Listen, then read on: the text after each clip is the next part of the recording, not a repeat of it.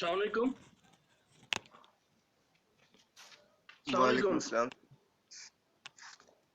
यार ये आप लोगों के स्टूडेंट बहुत कम होते हैं, क्या वजह है? सर पता नहीं नेट इशू होगा इसलिए कुछ नहीं ज्वाइन कर रहे होंगे। आए तो ज्यादा ही काम है सर। नहीं, नेट इशू है या नहीं है, ये आप लोगों का मसला, इसको रिजॉल्व कर लें। ओके सर, मैं आज इन्फॉर्म करूंगा पूरी क्लास को, क्लास से ज्वाइन किया करें सब। तो ये सही है, आप लोगों के लिए ये अच्छी चीज़ नहीं होगी। जी सर, इंशाल्लाह सब करेंगे ज्वाइन। मैनू एबसेंट लाने दे 1 सेकंड लगना है बस, इस तो ज़्यादा टाइम नहीं चाहिए। नहीं सर, नेक्स्ट ज्वाइन करेंगे सब, पहले वाला ठीक ही लगा दीजिएगा। नहीं, आपने जो प्रीवियस हमारे 3 लेक्चर हुए ना पिछले वीक में, जी सर। उसमें भी 20-20 लोग थे, वो अटेंडेंस मुझे आपने सेंड करनी है, बाकी ये मैं देख लूंगा अभी। और अब हर रोज, क्योंकि पहले अपडेट नहीं था आईटी की तरफ से, आप लोगों के नेम अपडेट नहीं थे हमारे पोर्टल में, अब हर रोज ऑनलाइन होगी आपकी लेक्चर। मसलन हमारा 40 मिनट का लेक्चर है, क्लास डिस्कनेक्ट होगी, उसके बाद फिर रूम पे स्पेशल अटेंडेंस होगी 20 मिनट, क्योंकि हमारे पास 1 आवर की स्लॉट होती है। तो अच्छा ये सर। ड्रामेबाजी नहीं चलेगी जो आप लोग कर रहे हैं, तो ये इंतहा दर्जे की गलत बात है। अगर ये ऑनलाइन नहीं पढ़ सकते तो वैसे ही कैंसिल करवा लें।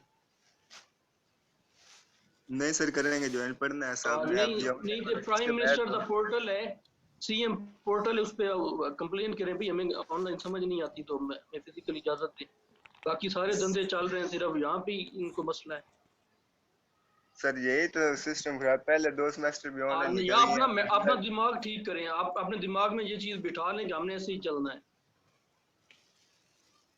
जी सर, इंशाल्लाह ठीक चलेंगे सब नेक्स्ट। क्योंकि जिस तरह का कोई माहौल मिले उसमें इंसान वही है जो उसी में फिट हो जाए। जी सर, बिल्कुल ऐसे ही। अगर आप मेंटली तौर पे यही इसी में रहेंगे कि ये है, तो अब वो नहीं चीजें चलेंगी। अब हमें भी सारा पता चल गया कि ये क्या हो रहा है, पहले तो चलें कुछ ना कुछ आप लोगों को रिलैक्स किया होता, अब प्रैक्टिस हो चुकी है।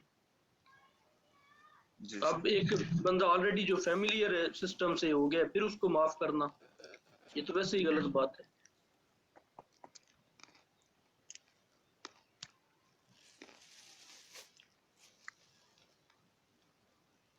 50 की क्लास है, 12 स्टूडेंट है, उन्होंने पढ़ाने बस।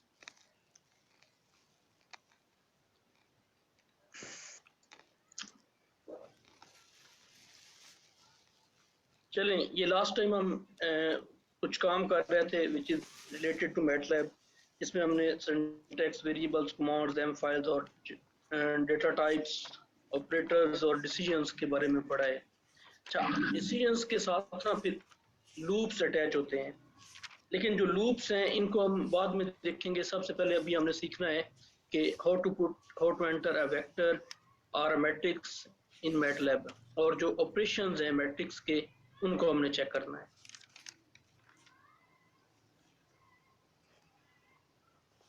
अच्छा, अब मैटलैब में एक वेक्टर को कैसे लिखते हैं? वेक्टर में हमारे पास 2 तरह के वेक्टर्स होते हैं, एक रो वेक्टर होता है और एक कॉलम वेक्टर होता है। तो यही चीज़ें आज हमने सीखनी है। तो आपके पास 2 ऑप्शंस हैं, या तो आप इसमें कर सकते हैं स्क्रिप्ट फाइल में, या आप कर सकते हैं कमांड विंडो में। तो अभी हम एक वेक्टर जो है उसको पुट करते हैं, a is name of vector is equal to, vectors को जब भी आपने मैटलैब में लिखना है तो स्क्वायर ब्रैकेट्स में लिखना है। अब रो वेक्टर के लिए अब हमें एंट्रीज चाहिए, तो फर्स्ट एंट्री इज 1, जब आपने सेकंड एंट्री, तो सेकंड एंट्री में स्पेस देके 2 लिखना है। और ये अब स्पेस, उसके बाद सेकंड एंट्री लिखनी है, नॉट 2, अब मैं 2 यहाँ पे लिख रहा हूँ। इसी तरह नेक्स्ट के साथ 3 लिख लें, फिर स्पेस के बाद 4 लिख लें। अब जैसे ही आप एंटर प्रेस करेंगे उसकी आउटपुट आपके सामने आ जाएगी, 1 2 3 4। अच्छा, अब एक और हम डिफाइन करते हैं कॉलम वेक्टर ना। कॉलम वेक्टर को कैसे लिखते हैं? अब ये बी है, इसको हम लिख लेते हैं 2, फर्स्ट एंट्री इज 2। अच्छा, अब सेकंड हमने जाना है, तो अब क्योंकि जो रो वेक्टर होता है इसमें नंबर ऑफ रो एक होती है, नंबर ऑफ कॉलम्स जो होते हैं वो ज्यादा होते हैं। जैसे इसमें number of row is 1 and number of columns are 4, जबकि जो कॉलम वेक्टर है उसमें नंबर ऑफ रोज बढ़ जाती हैं, ज्यादा होती हैं, और नंबर ऑफ कॉलम एक ही रहेगा। अब जब आपने सेकंड रो पे जाना है तो सेमी कॉलन पुट करना है, 3 semi colon 6 semi colon 7। For example ये भी हम 4 एलिमेंट ले रहे हैं। तो जैसे ही आप एंटर प्रेस करेंगे तो आपके पास इसकी आउटपुट आ जाएगी 2 3 6 7, 2 3 6 7 और कॉलम वेक्टर आएगा, कॉलम की फॉर्म में आएगा। क्लियर हो गया? अच्छा, अब कॉलम को रो में बदल सकते हैं और रो को कॉलम में बदल सकते हैं। इसके लिए सिंपली हमारे पास दो ऑप्शंस हैं। फर्स्ट वन इज, आपने बी को कॉलम वेक्टर था, आप इसको रो में बदलना चाहते हैं, तो जो इन्वर्टेड कॉमास वाली की है इसको आपने प्रेस करना है तो ये कॉमा आ जाएगा। इस कॉमा का मतलब है ट्रांसपोज ऑफ बी। तो जैसे ही आप प्रेस करेंगे, एंटर करेंगे, तो पहले आपके पास ये 2 3 6 7 2 3 6 7 ये कॉलम वेक्टर था, ये किस में कन्वर्ट हो गया, किस में आ गया, रो वेक्टर में से रो में आ गया ना। तो इसका एक ऑप्शन और भी है आपके पास, आप एक कमांड यूज कर सकते हैं, ट्रांसपोज ऑफ बी।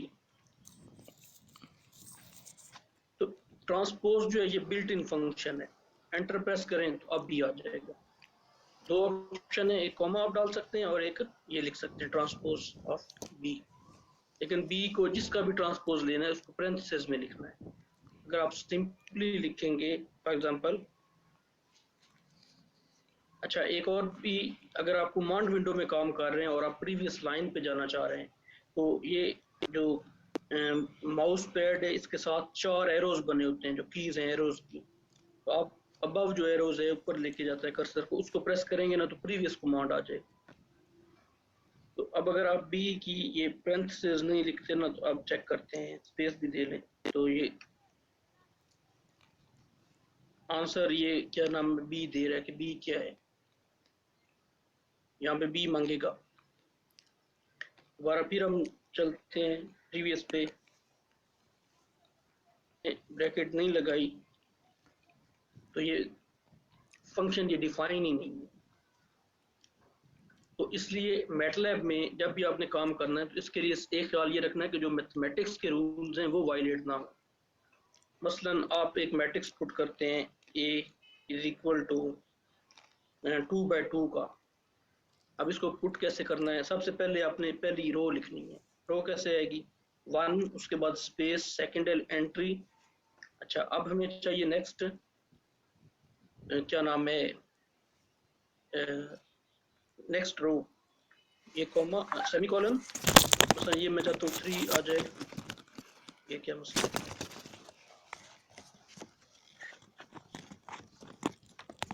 अच्छा ये विंडो आई है हेल्प की ना, तो वो हम हेल्प भी ले सकते हैं, लेकिन ये मैं भी नहीं बताऊंगा आप लोगों को बात। 3 अभी आप लोगों ने वो काम करना है जो डायरेक्टली हो जाए, जिसमें कोई एरर ना आए। तो ये एक मैट्रिक्स आ गई ए, इसकी फर्स्ट रो जो है वो 1 2 है, सेकंड रो 3 4 है। जैसे एंटर प्रेस करेंगे ये आपके पास आउटपुट भी आ जाएगी 1 2 3 4। अच्छा अब इसका अगर हम चाहते हैं कि ए में प्लस हो जाए, ए का हम ट्रांसपोज प्लस कर सकते हैं, या एक और मैट्रिक्स बी भी डिफाइन कर सकते हैं। तो ए प्लस ए ट्रांसपोज, जैसे ही एंटर प्रेस करेंगे ये हमारे पास आंसर आ जाएगा 2 5 5 8। अच्छा अब बताने का मकसद ये है कि अगर ए की डायमेंशन और है और हो, और जो इसमें ऐड हो रहा है दूसरा मैट्रिक्स उसकी डायमेंशन और हो, तो हम ऐड नहीं कर सकते, क्योंकि जो बेसिक रूल है एडिशन का वो ऑर्डर का सेम होना जरूरी है दोनों मैट्रिसेस का, या 3 अगर ऐड कर रहे हैं, जितने भी कर रहे हैं उनका ऑर्डर का सेम होना जरूरी है। तो इसलिए जो बेसिक रूल्स हैं मैथमेटिक्स के वो नहीं वायलेट होने चाहिए इसमें मैटलैब में ना। सिमिलरली आप मल्टीप्लाई भी कर सकते हैं, we want to multiply A with another matrix, उसको हम ट्रांसपोज कह देते हैं।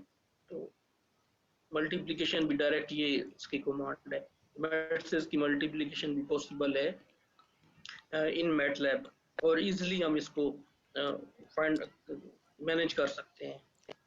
अब ये मैट्रिसेस जो हैं ये हमें कहाँ पे पड़ती है, क्योंकि मैटलैब की हमें ज़रूरत पड़ती है या तो हमारे पास हमने डेटा को ट्रेन करना हो या डेटा का एनालिसिस करना हो, या फिर हमने किसी प्रॉब्लम को न्यूमेरिकली सॉल्व करना हो। मसलन आप एक प्रॉब्लम सॉल्व कर रहे हैं, जैसे डिफरेंशियल इक्वेशंस हैं, तो आपने उसकी जो टेक्निक्स पढ़ी होंगी, लैप्लास ट्रांसफॉर्म से सॉल्व किया होगा, उसके बाद मेलन ट्रांसफॉर्म है, या ये क्या नाम है, एक और ट्रांसफॉर्म है, काफ़ी हैं, फोरियर जो आप लोगों ने सिलेबस में भी पढ़ चुके हो। फिर उसके बाद आप बीएससी में मेथड की बुक पढ़ी होगी, वहाँ पे डिफरेंशियल इक्वेशन को सॉल्व करने के तरीके हैं। वो सारे के सारे जो हैं वो एनालिटिकल मेथड्स हैं। लेकिन न्यूमेरिकल में जैसे आपने आइलर मेथड पढ़ा होगा, आर के मेथड, रंगे कटा मेथड पढ़ा होगा, मॉडिफाइड आइलर मेथड पढ़ा होगा, टेलर सीरीज मेथड्स पढ़े होंगे, तो ये सारे न्यूमेरिकल मेथड्स हैं। तो न्यूमेरिकल मेथड्स में सबसे पहले ओडीज को जब हम कन्वर्ट करते हैं, न्यूमेरिकल टेक्निक अप्लाई करते हैं, वो ओडीज कन्वर्ट हो जाती हैं सिस्टम ऑफ अलजेब्राइक इक्वेशंस में। अब सिस्टम ऑफ अलजेब्राइक इक्वेशंस कौन सी होती हैं, ये मैं भी आप लोगों को भी आइडिया होगा, लेकिन ये जैसे आपके पास ये x है plus y plus z is equal to 3x plus 2y plus 4 z equal to 7 है, और फिर 2x प्लस ये this one is 3y plus 2z is equal to 4। तो ये हमने एक 3x3 का सिस्टम लिखा है। इसी तरह जो ओडीज हैं वो एक सिस्टम ऑफ इक्वेशन में कन्वर्ट हो जाती हैं, फिर उन सिस्टम ऑफ इक्वेशंस को हमें सॉल्व करना पड़ता है। तो एट ए टाइम हमें ओडीज को भी डील करना पड़ता है, फिर उन ओडीज से जो सिस्टम ऑफ इक्वेशन जनरेट होता है, अलजेब्राइक इक्वेशंस, उनको भी हमने मैटलैब में ही डील करना होता है। तो ओवरऑल जो कंपटीशन होती हैं वो सारी कॉम्प्लिकेटेड या समझने ह्यूज हो जाती है, एक्सटेंसिव हो जाती हैं, यानी बहुत ज़्यादा इन्वॉल्व होती हैं कॉम्पिटिशन्स ना। तो मैटलैब में हम इजीली सॉल्व कर देते हैं। तो अगर फॉर एग्जांपल हमने इसी को सॉल्व करना हो, जो ये हमारे पास सिस्टम है, अब इसमें मैटलैब में हमारे पास डिफरेंट ऑप्शंस होते हैं। डिफरेंट ऑप्शंस कैसे हैं कि सम टाइम हमें इस कोफिशिएंट की जरूरत पड़ती है जो एक्स के कोफिशिएंट वाला मैट्रिक्स है, और सम टाइम हमें वाई वाले की जरूरत पड़ती है, सम टाइम हमें जी वाले की जरूरत पड़ती है, और सम टाइम हमें ये राइट साइड की जरूरत पड़ती है। अगर आपके पास कॉपी और पेंसिल है तो इसका ना कोफिशिएंट मैट्रिक्स नोट कर, मैं भी लिख लेता हूँ क्योंकि बाद में हमने उधर चले जाना है मैटलैब की तरफ। ये 1 3 2 first column, 1 2 3 second, and 1 4 2 is third, and its right side is 2 7 4। ये नोट कर लीजिएगा इसको सिस्टम को।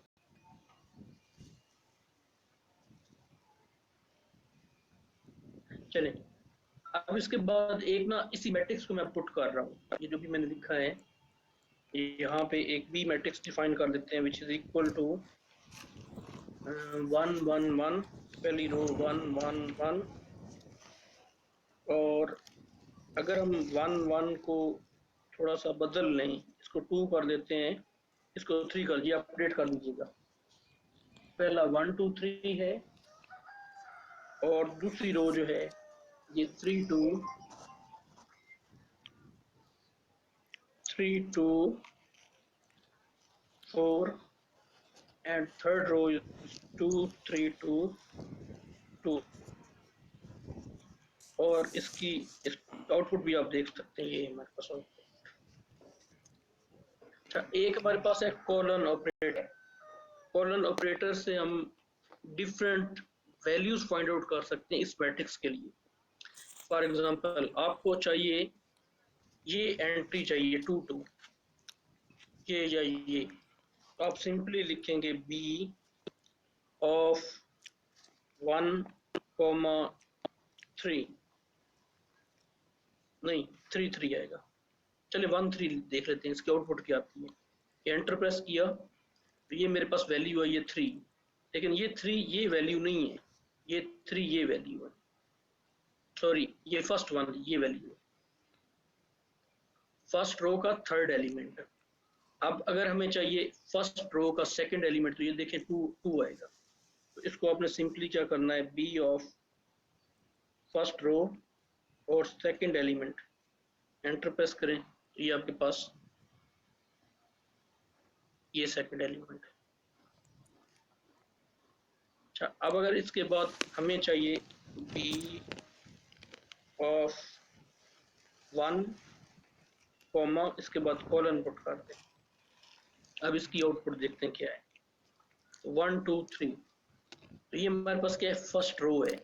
मसलन जो भी मैंने एक सिस्टम लिखा था उसमें अगर हमें पहली रो के कोफिशिएंट चाहिए, तो ये आपने सिंपली बी ऑफ 1 यानी जी बी क्या है जिसमें हमने वो कोफिशिएंट स्टोर करवाए हुए हैं, जो हमने उनको नेम दिया हुआ है, 1 कॉलन पुट कर दें।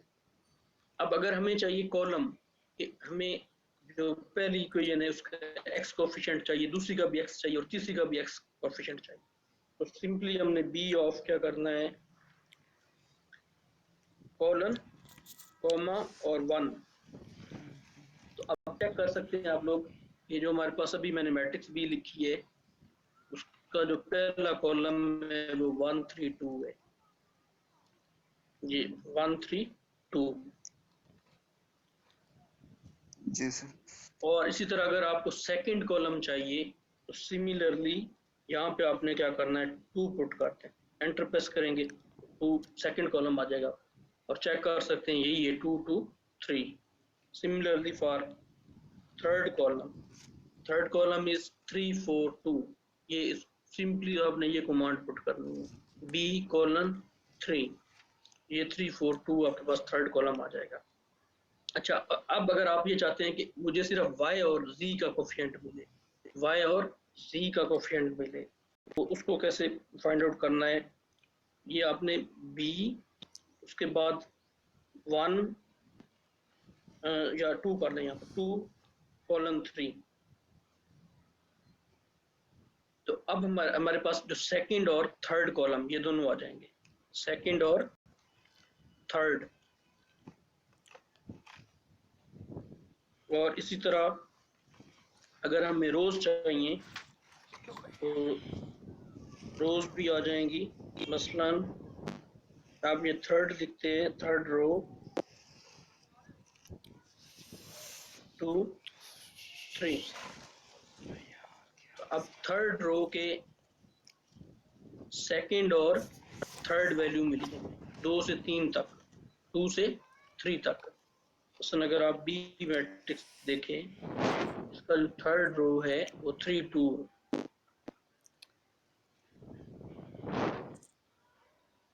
ये 3 2। अब फॉर एग्जांपल आपको चाहिए ये वैल्यू और ये वैल्यू, या सेकंड रो की ये वैल्यू, तो ये दोनों वैल्यू कौन सी हैं, 3 और 4 है। तो उसके लिए सिंपली आपने क्या करना है, यहाँ पे सेकंड रो कर दें, और यहाँ पे आपको पहले फर्स्ट चाहिए, फिर कॉलन के बाद आपने 2 पुट करना है और फिर 3। पहले इसकी आउटपुट देख लें, फिर मैं समझाता हूँ ये क्या किया है मैंने। ये में वो वैल्यूज दोनों मिल गई, 3 और 4। जो कॉलन ऑपरेटर है एक्चुअली एक वर्क कैसे करता है, इसको हम एक और एग्जांपल से समझ लेते हैं। 1 कॉलन 5, जैसे ही मैंने एंटर प्रेस किया तो x की वैल्यूज आ गई 1 2 3 4 5। ये कॉलन ऑपरेटर आपको एक स्पेस से एंड पॉइंट तक ले जाएगा, यानी स्टार्ट पहले से स्टार्ट करेगा और एंड तक ले जाएगा 5 तक। अगर आपकी ये वैल्यू 5 नहीं है, फॉर एग्जांपल ये 6 है, अब ये 6 तक ले जाएगा, फर्स्ट से स्टार्ट एंड तक ले जाएगा। अब जब आपने फर्स्ट से एंड तक जाना है तो इसके दरमियान आपको एक स्पेसिंग चाहिए, तो कॉलन जो है आप सिंपली कॉलन पुट करेंगे तो इसने बाय डिफॉल्ट स्पेसिंग लेनी है 1 की, बाय डिफॉल्ट 1 की स्पेसिंग होगी। अब इस स्पेसिंग को हम बदल भी सकते हैं, कैसे, मसलन यहाँ पे मैं पुट करता हूँ कॉलन के बाद 2 और ये कॉलन पुट कर दिया। अब ये पहली वैल्यू से एंड तक जाएगा 2-2 की स्पेसिंग से। ये देखें 1 में 2 ऐड हुआ, 3 में 2 ऐड हुआ, 5 आ गया। तो 1 में 2 प्लस होता जाएगा। अब 6 क्यों नहीं आया? क्योंकि 5 में 2 ऐड होता तो इस लास्ट लिमिट से एक्सीड हो जाना था, इसलिए वो नहीं आएगा, 7 नहीं आएगा। अब अगर आप यहाँ पे 7 कर लेते हैं तो फिर एंड पॉइंट भी ऐड हो जाएगा। अब देखें 1 के बाद 2 की स्पेसिंग आ गई। अब अगर यही हम स्पेसिंग करते हैं 3 की, सॉरी ये आप 3 यहाँ पे पुट करते हैं, तो अब 1 के बाद नेक्स्ट क्या आएगी वैल्यू? 4 आएगी, और 4 के बाद 7, 1 4 7। तो सिमिलरली हमने क्या किया है, जो ये यहाँ पे मैंने लिखा है बी के साथ, तो बी में क्योंकि मुझे पहली एक्स की ये वैल्यू चाहिए थी, फिर जेड की चाहिए थी, तो मैंने वाई को स्किप कर दिया, 2 की स्पेसिंग कर। क्लियर हो गया ये कॉलन ऑपरेटर कैसे वर्क कर रहा है? जी सर। चले अच्छा, अब हम सिंपली जो अभी मैंने ये एक सिस्टम लिखा है, उस सिस्टम के लिए हम एक स्क्रिप्ट फाइल भी बना सकते हैं। मसलन के यहाँ पे आप एक % लिख लें, जो मैंने इक्वेशन अभी लिखी है वो क्या थी, x plus 2y plus 3z equal to 2। और ये % क्यों यूज करते हैं?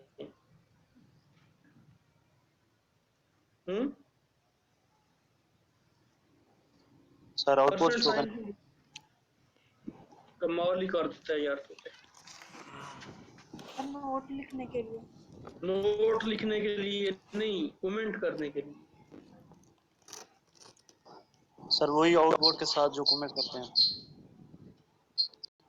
हाँ, तो ये जैसे मैंने % के सामने, अब मुझे ये पता चल गया कि ये मेरा प्रॉब्लम है। अब इसके लिए सबसे पहले तो मुझे लिखना पड़ेगा एक कोफिशिएंट मैट्रिक्स ना, उसको आप ए से लिख लो। तो और मैट्रिक्स आपको पता है स्क्वायर ब्रैकेट्स में आएगा। तो x का कोफिशिएंट क्या है? 1 है, y का 2 है, c का 3। तो ये पहली रो कंप्लीट होगी। सेमीकोलन, अब दूसरी इक्वेशन पे आ जाए, 3 स्पेस 2 स्पेस 4, फिर सेमीकोलन, अब थर्ड पे ये 2 3 और फिर 2 है। अब इसके बाद हमें चाहिए राइट साइड वाला b इज इक्वल टू, वो क्या है? 2 7 4 2। अब सेमीकोलन पुट करना है क्योंकि ये में चाहिए रोज की, कॉलम भी, कॉलम कह नहीं है, रो। 3 और 4। तो अभी जब आप इसको रन करेंगे तो इसको नेम लिखते हैं, डेस्कटॉप पे सेव कर लेते हैं, सेव कर दिया। ये अगर आप आउटपुट देखें तो ये बी की आउटपुट है 2 3 4, और ये ए की आउटपुट है। तो इससे पहले आप इनको ऐड कर लें।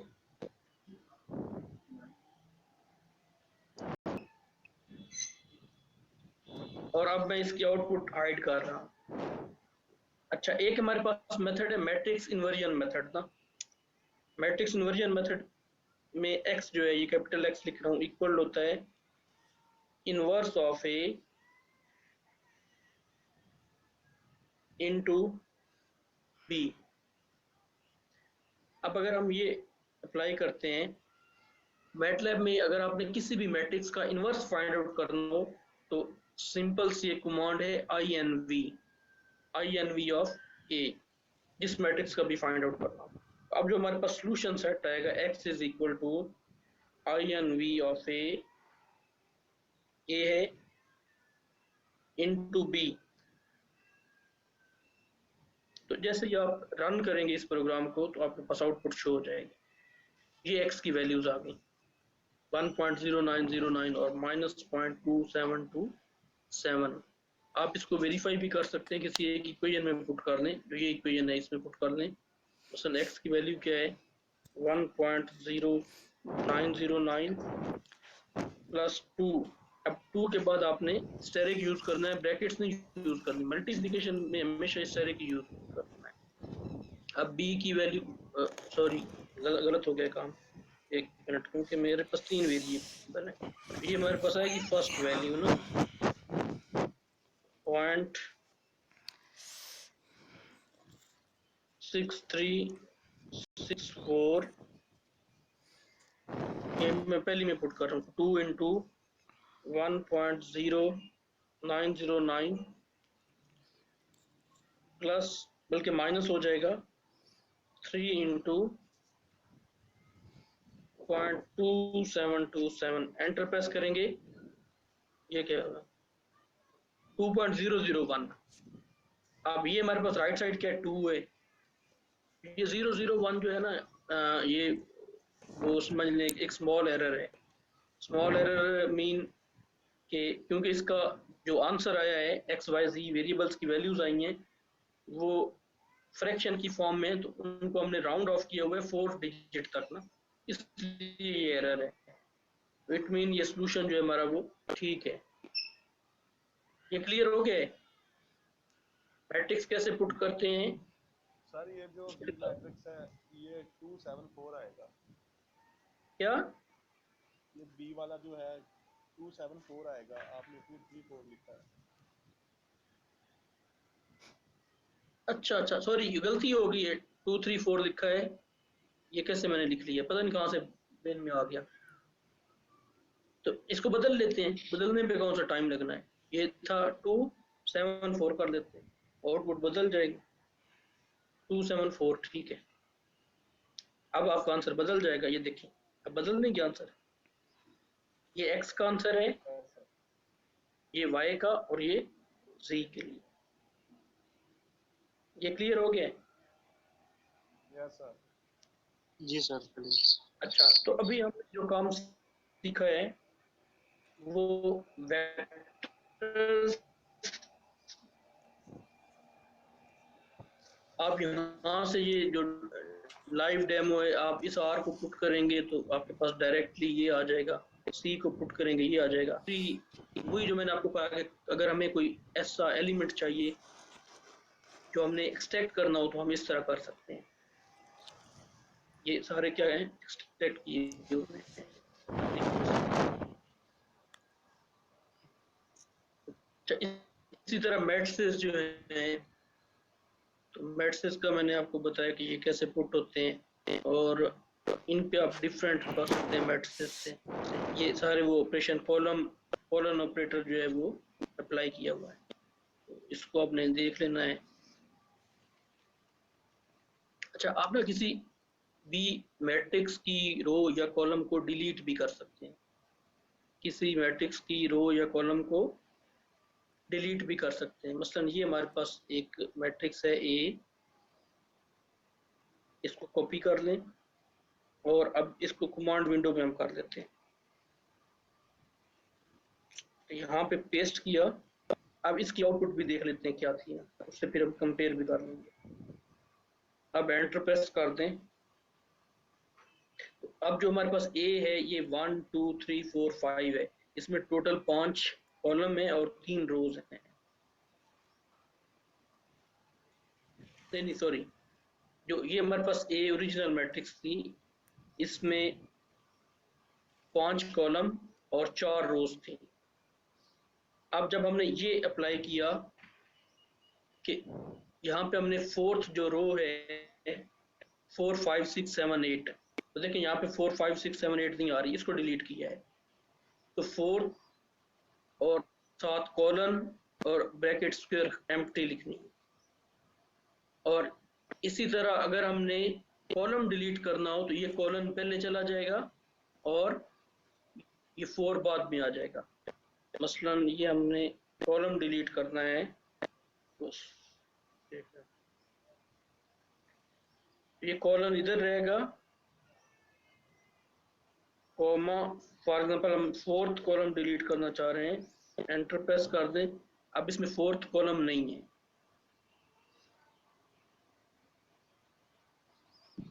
तो ये रो और कॉलम को एट अ टाइम डेल कर सकते हैं इनके एक ही कमांड में। रो और कॉलम को इनके एक ही कमांड देके डेल कर सकते हैं एट अ टाइम।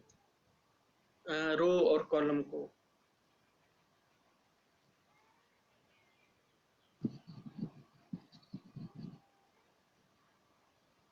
एक मिनट, ये देखें, अगर हमने फॉर एग्जांपल ये हमारे पास ए आ गया,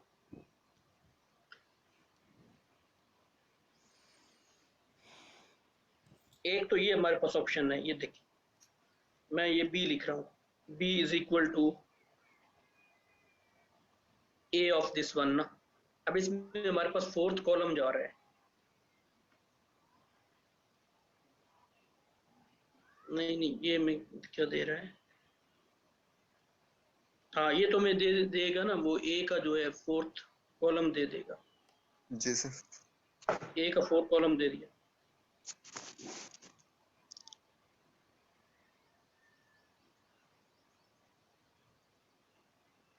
हमने एट ए टाइम रो भी डिलीट करनी और कॉलम भी, ऐसे ही कह रहे हैं ना आप?